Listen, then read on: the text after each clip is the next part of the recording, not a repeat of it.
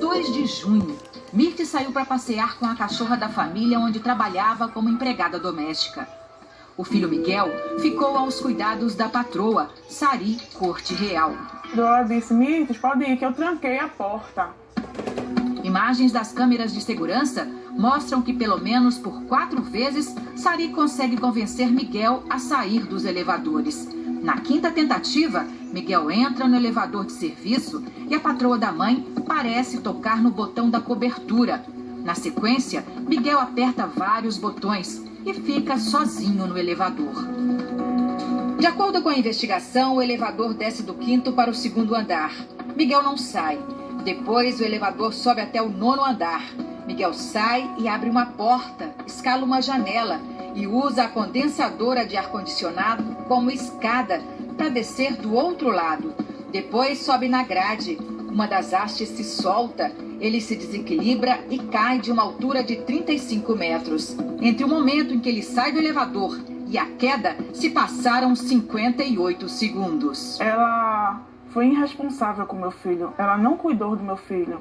No momento que ela deixou meu filho dentro do elevador, em nenhum momento ela se preocupou em saber para qual andar meu filho foi. Sari Corte Real, que é casada com o prefeito de Tamandaré, recebeu o Fantástico e falou pela primeira vez sobre o caso. Ela preferiu dar entrevista sem máscara. A nossa equipe respeitou o distanciamento e usou máscaras. Ele abriu a porta sozinho para ir atrás da mãe. Vai atrás da mãe. E o que aconteceu quando você vai atrás dele e vê que ele está indo para o elevador? Ele corre para o elevador, chama o elevador, no instante ele chega. Aí quando abre a porta eu seguro, eu digo: Miguel, você não vai descer, volta para casa, espera a sua mãe. Você não apertou o botão da cobertura? Não apertei. Não, eu só botei a mão, fazendo uma forma como se eu fosse acionar. Por que você fez isso? Para ver se eu conseguia, minha última alternativa, para ver se eu convenci ele a sair, para ver se eu, dessa forma, ele achasse que se ele fosse ficar lá, ele fosse sair. Uma lei municipal proíbe que crianças até 10 anos andem sozinhas no elevador. Ele não estava acostumado com o elevador. Você não achou que ele podia correr risco ali sozinho? Não, isso não me passou pela cabeça. O que você achou que poderia acontecer se ele ficasse sozinho no elevador? Eu não achei que seria essa tragédia. Eu acreditaria que ele voltaria para o andar. Que ele voltaria para o 5º andar. Até porque ele sabia os números, sabia tudo, eu imaginei que ele voltaria para o andar. Ele conhecia os números, ele saberia qual andar apertar dentro do elevador? Miguel tinha um pouco de dificuldade com alguns números. Ele tinha facilidade com 0, com número 1, número 2, 4, 7. E assim, alguns números a gente tinha que dizer a ele como é que fazia.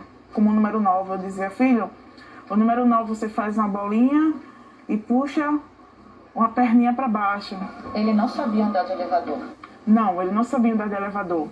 As pouquíssimas vezes que ele andou de elevador, sempre estava acompanhado tanto de mim quanto da minha mãe.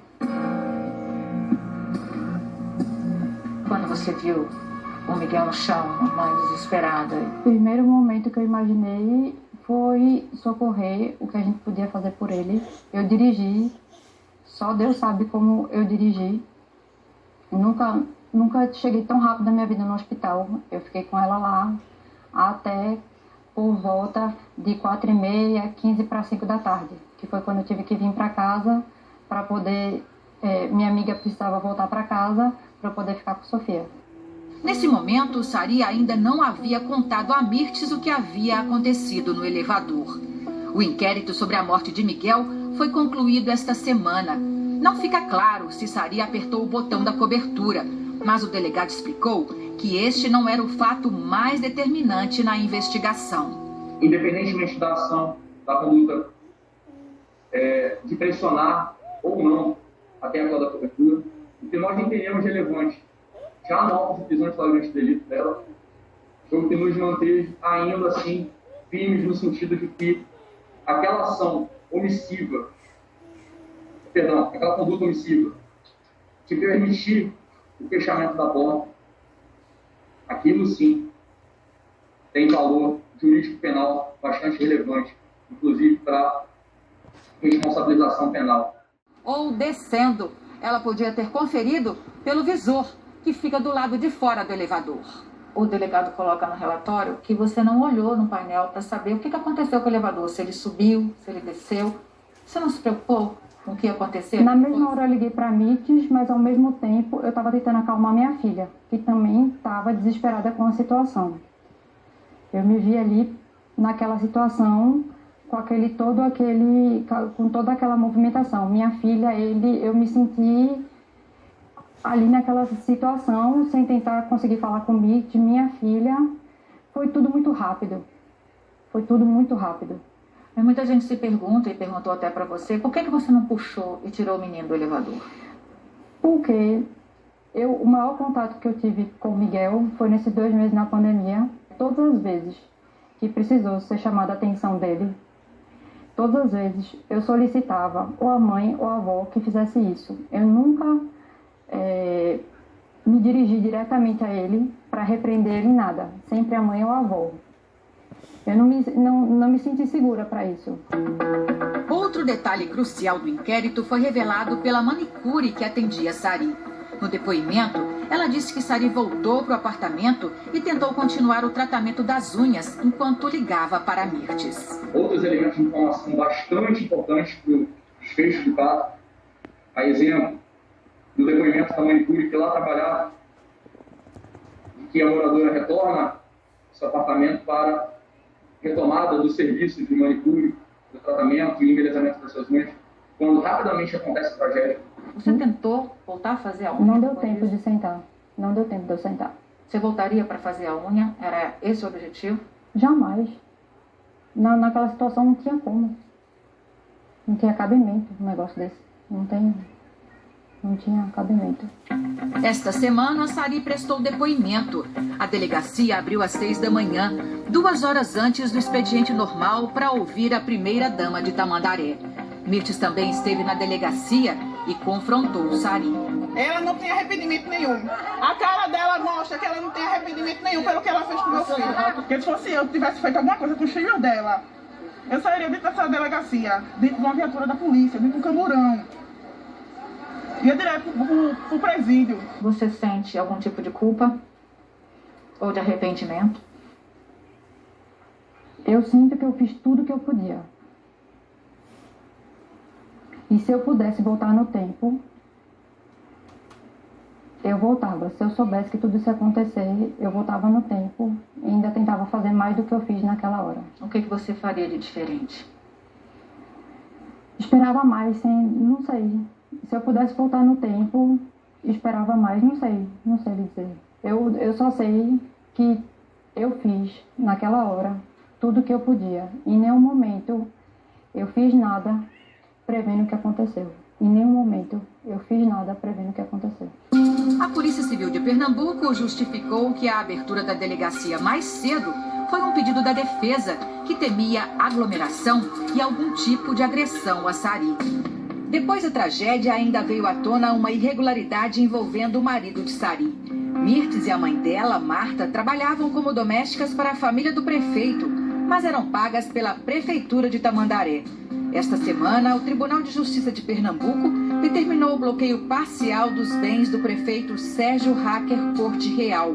E o Ministério Público entrou com uma ação para que o prefeito responda por improbidade administrativa. A mãe e a avó de Miguel não receberam 1 centavo depois da morte do menino. Judicializamos pedindo as verbas rescisórias, o reconhecimento do período contratual dela, pagamento de FGTS, de décimo, tudo que corresponde à indenização à dispensa do funcionário. O Fantástico procurou o prefeito, que afirmou em nota que não foi comunicado oficialmente da ação judicial. Ele disse que vai recorrer da decisão de indisponibilidade de bens porque considera uma medida completamente desnecessária. Ao concluir o inquérito, depois de 30 dias de investigação, o delegado mudou o entendimento inicial sobre o crime cometido por Sari Corte Real.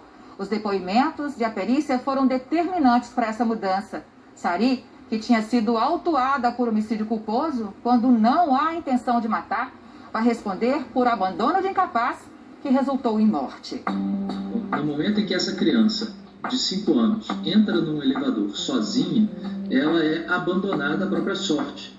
Poderia não ter ocorrido nenhum resultado mais grave, mas nesse caso ocorreu. E esse resultado mais grave, embora não fosse desejo da pessoa que abandonou, ela vai ser responsabilizada por esse resultado em razão do comportamento anterior, que foi de abandono. Nesse caso específico, se houvesse apenas o abandono, a pena seria uma. Se houvesse apenas uma lesão corporal, a pena seria outra. E como houve morte, nós temos aí uma pena bem alta, de 4 a 12 anos, que é bem maior do que a pena de homicídio culposo, que é de 1 a 3 anos. O inquérito foi encaminhado ao Ministério Público, que vai decidir se oferece denúncia ou não. Abandono é aquela vontade consciente de abandonar aquele incapaz. Seja uma criança, seja um idoso, é a vontade consciente de abandonar no elevador. E ela não teve essa vontade consciente. Ela não conseguiu demovê-lo de ficar no elevador. O que você achou do resultado do inquérito? A mudança da tipificação do crime para um crime mais forte.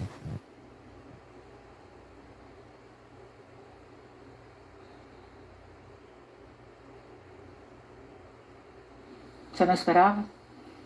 Não. Não dessa maneira. Não dessa maneira. Você tem medo de parar na prisão, Sari?